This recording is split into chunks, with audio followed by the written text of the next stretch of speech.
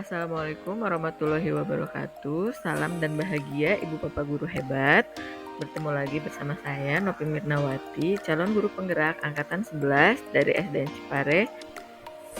Pada kesempatan kali ini, saya akan mempresentasikan hasil kerja demonstrasi kontekstual modul 1.4 mengenai budaya positif dan penerapan segitiga restitusi.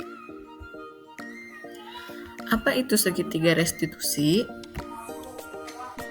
Segitiga restitusi adalah suatu proses dialog yang dilakukan oleh guru untuk mengajak murid mencari solusi dari permasalahan yang dihadapi dengan orientasi pemulihan dan perbaikan perilaku murid. Sesuai dengan namanya, segitiga restitusi memiliki 3 tahapan. Yang pertama, menstabilkan identitas. Yang kedua, memvalidasi tindakan yang salah. Dan yang terakhir adalah menanyakan keyakinan. Pada tahap menstabilkan identitas, seorang guru harus mampu mengajak siswa atau murid berprinsip pada membuat kesalahan adalah suatu proses pembelajaran. Sebagai manusia, tentu kita tidak akan luput dari kesalahan dan hal itu wajar untuk dilakukan. Hanya saja, kesalahan yang telah dibuat dijadikan pembelajaran sehingga kedepannya tidak akan terulang kembali. Kemudian menggeser identitas gagal menuju identitas sukses. Pada tahapan validasi tindakan yang salah, guru memberikan pertanyaan-pertanyaan kepada siswa atau murid guna menggali informasi mengenai motif yang mendorong murid melakukan kesalahan, sehingga guru dapat mengetahui kebutuhan dasar apa yang belum dimiliki oleh murid, sehingga guru akan bergeser dari stimulus respon menjadi proaktif dan mengenali kebutuhan murid serta dapat memperbaiki hubungan dengan murid. Pada tahap yang terakhir, yaitu menanyakan keyakinan, guru memberikan pertanyaan-pertanyaan terkait keyakinan kelas atau keyakinan sekolah agar mampu memunculkan motivasi intrinsik dari murid.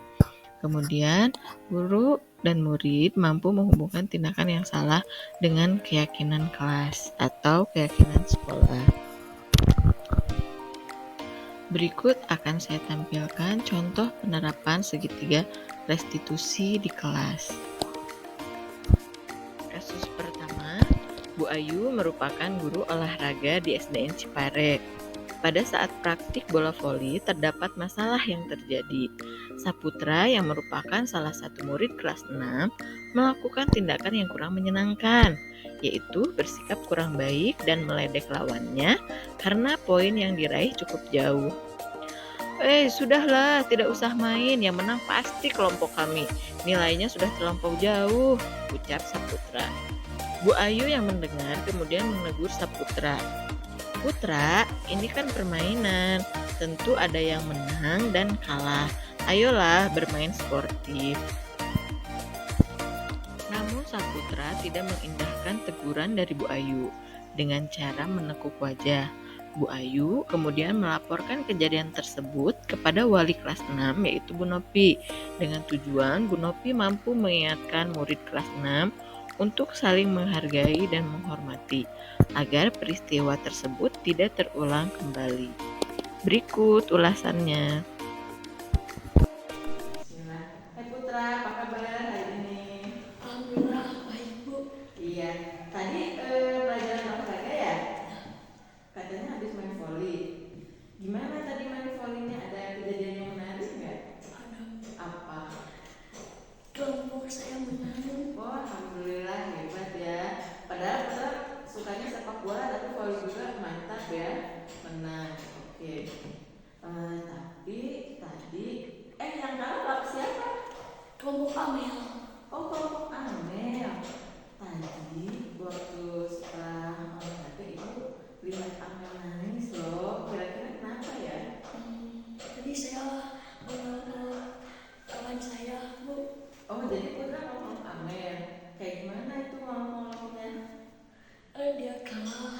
Oh, karena dia kalah. Menurut Putra, mengolok-ngolok kita yang salah itu sudah sesuai nggak dengan keyakinan kelas kita? belum. Belum. Terus kenapa kita melakukannya? Karena menang. Karena menang, jadi Bahagia. Oh bahagia gitu. Karena terlampau bahagia jadi oke. Ya nggak apa-apa, Putra merasa bangga, bahagia itu wajar dirasakan, apalagi kita menang. Tapi kita harus ingat lagi tadi keyakinan kelas kita. Kira-kira keyakinan kelas yang mana yang Putra pelanggar? Yang mana? Ya, Kalau kita mau naik, berarti kita melanggar keyakinan kelas. Betul. Yang nomor berapa? Yang poin berapa kira-kira yang kita tidak lakukan kalau kita mau? empat. Nomor 4 sama nomor berapa?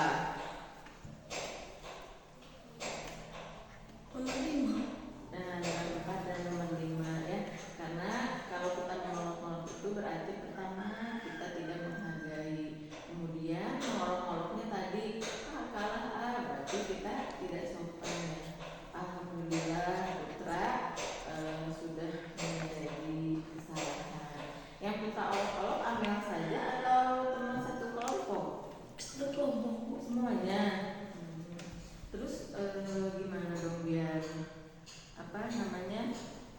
biar Amel dan teman-teman yang lain merasa percaya diri lagi. Kira-kira apa yang akan kita lakukan?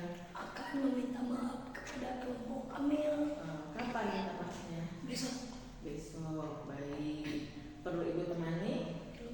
Baik, besok Ibu akan temani Putra untuk meminta maaf pada teman-temannya.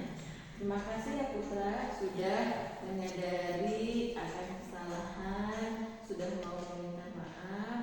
Ibu harap Putra besok meminta maaf dengan sungguh-sungguh ya. Terima kasih ya.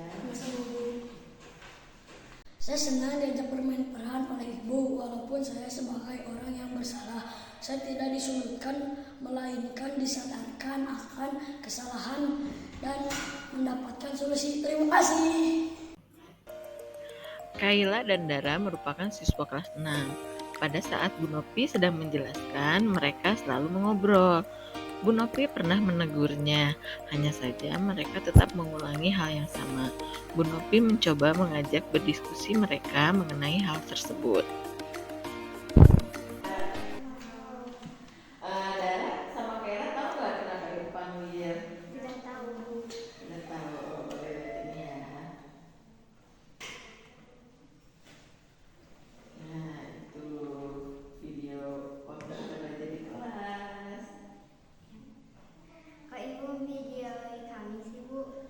Kan di awal pembelajaran gue pernah cerita ya kalau misalkan setiap pembelajaran di kelas itu harus didokumentasikan, salah satunya dengan video sebagai salah satu bentuk pola hidup juga nantinya. Kenapa memangnya dengan video tersebut? Kenapa bagian yang itu? Kan kita malu bu sedang ngobrol. Oh, karena kan itu memang kondisi yang ada di kelas kita. Sebetulnya yang di video banyak, bukan hanya bagian itu saja. Hanya saja Ibu lihatkan ke Kayla dan Dara bagiannya itu. Memangnya kenapa? Kita kan tidak mendengarkan ibu pada saat penjelasan pelajaran. Nah, iya betul. Kira-kira hal tersebut bagus tidak dilakukan di kelas? Tidak. Tidak. Kenapa tidak baik? Karena kita melanggar peraturan yang ada di kelas. Nah, peraturan yang mana yang Kayla langgar kira-kira?